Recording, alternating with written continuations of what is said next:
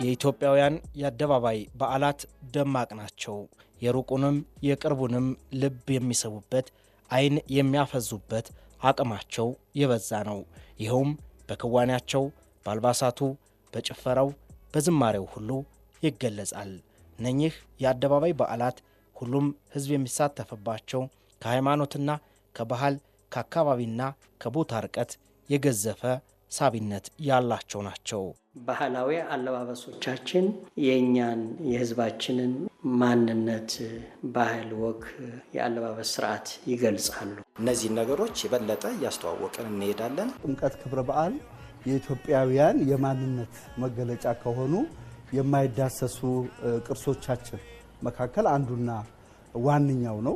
መሰረቱ ሃይማኖት ቢሆንም በበርካታ ባህላዊ ስነ ስርዓቶች ታጅቦ የሚከበር የአደባባይ ክብረ በዓል ነው። ጥምቀትን ስናስብ በጣም የጸና መንፈሳዊና ሃይማኖታዊ መሰረት ያለው ክብረ በዓል ነው። በተመሳሳይ ደግሞ ጥምቀት ከፍተኛ የሆነ የኢኮኖሚ ወይም ምጣኔ ሀብታዊ ዝውውርን አገራችን ውስጥ በአንድ ቀን ከ23-24 የአውሮፕላን በረራዎች በላይ ጎንደር ታስተናግዳለች።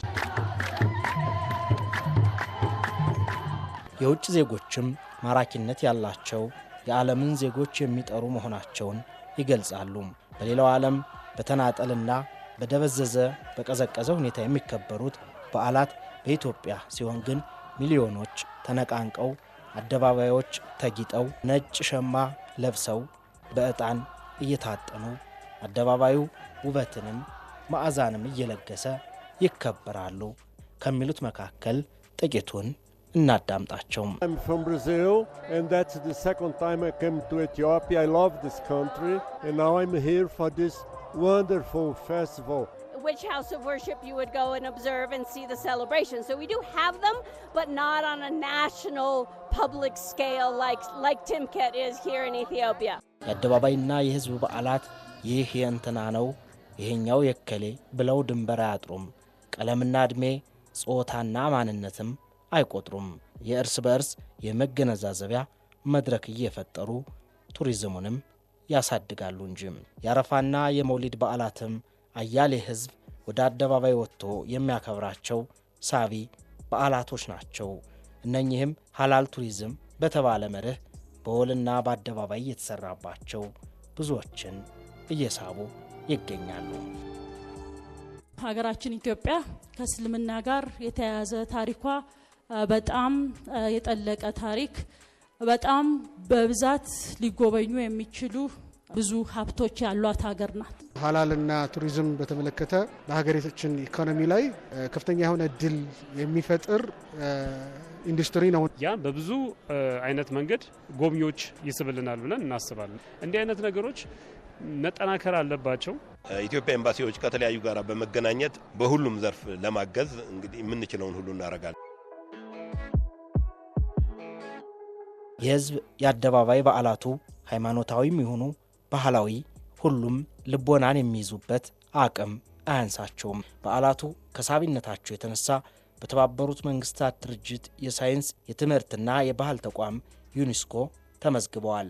ለአብነትም መስቀልን፣ ጊፋታን፣ ጥምቀትን ማንሳት እንችላለን። የአደባባይ ድምቀቶች የገቢ ምንጮችም ለመሆን በቅተዋል። ከጉራጌ ነው የመጣሁት። በጣም ተመችቶኛል። የእውነቴ ነው የምልህ። ከማዕከላዊ ኢትዮጵያ ክልል ከሀላባ ዞን ነው የመጣሁት። ያው ኢሬቻ በዓል በየዓመቱ ይከበራል። እኛም በየዓመቱ እንመጣለን። እጅግ በጣም ይማርካል። አንድ በዓል የአንድ ማህበረሰብ ቢሆንም ግን ሁሉም ኢትዮጵያዊ ሊያከብሩ የሚገባ ጉዳይ ነው ብዬ አስባለሁ። በቃ በምን ልበልህ፣ በጣም ምርጥ ነገር ነው። በጣም ትልቅ አስተዋጽኦ አለው ላለው ለብሔር ብሔረሰቦች መገናኘት። እኔ በቃ ኢትዮጵያን እግዚአብሔር ይባርካት ስላለው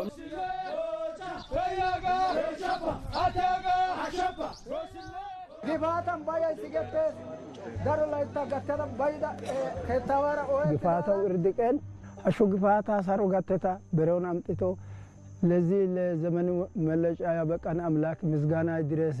ዘመኑ በእኛ ላይ አይቆጠርብን፣ ዘመን ቆጣሪ ያድርገን። የሳሙ በረው ይታረዳል። ወላይታ ብቻ ሳይሆን የኢትዮጵያ ሕዝብ ኩራትም ነው። ከለርፉል የሆኑ የጎዳና ላይ ትርኢቶች አሉ፣ ሌሎችም አሉ። እንደዛ ስለሆነ ቱሪዝም ስንል መጀመሪያ ነገር እነዚህን ማስተዋወቅ ስንችል ነው ማለት ነው። ኢትዮጵያ ህብረ ብሔራዊት ሀገር ናት። ይህም የተለያዩ የብሔር ብሔረሰቦች የአደባባይ በዓላት እንዲኖራት አስችሏል። ሀገራችን ላይ የሚደረጉ እንዲያሉ ባህላት የሆነ እየደመቁ እና ደግሞ ከአንድ አካባቢ እያለፉ ሄደዋል አይደል? እና ደግሞ ይሄ አካታች መሆኑ ብዙ ሰው የሚሳተፍበት መሆኑ ህብረ ብሔራዊ አንድነት መገለጫዋ ባህልና ትውፊት የመለያ ስሟ የሆነችው ሀገራችን የህዝብ የአደባባይ የሃይማኖት በዓላትን አስፍታ የገቢ ምንጭ ለማድረግ የሚያስችል ጥረትም እያከናወነች ነው።